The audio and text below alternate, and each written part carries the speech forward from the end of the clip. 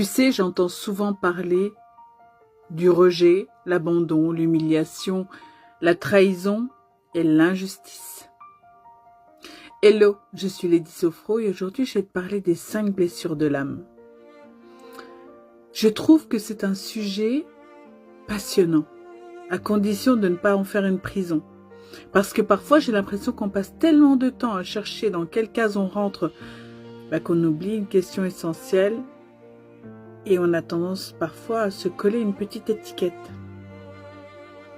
Imagine un instant que tu tombes à vélo, tu te blesses au genou, tu désinfectes, tu mets un pansement, tu prends le temps de guérir et puis un jour il reste une cicatrice.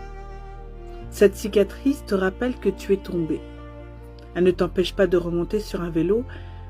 Et pour nos blessures émotionnelles, c'est un peu la même chose. Les comprendre peut être précieux.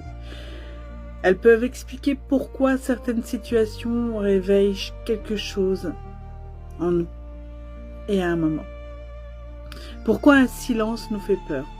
Pourquoi une critique nous touche davantage? Pourquoi nous avons parfois du mal à faire confiance? Mais comprendre n'est pas non plus s'enfermer. Une blessure explique parfois une réaction et ne définit pas une personne.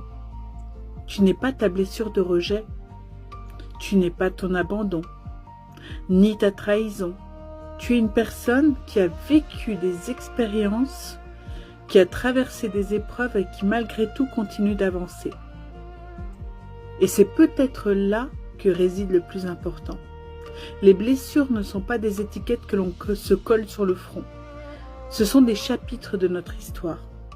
Certains sont douloureux, d'autres nous ont transformés, mais aucun, absolument aucun, n'a le pouvoir d'écrire la fin du livre à ta place.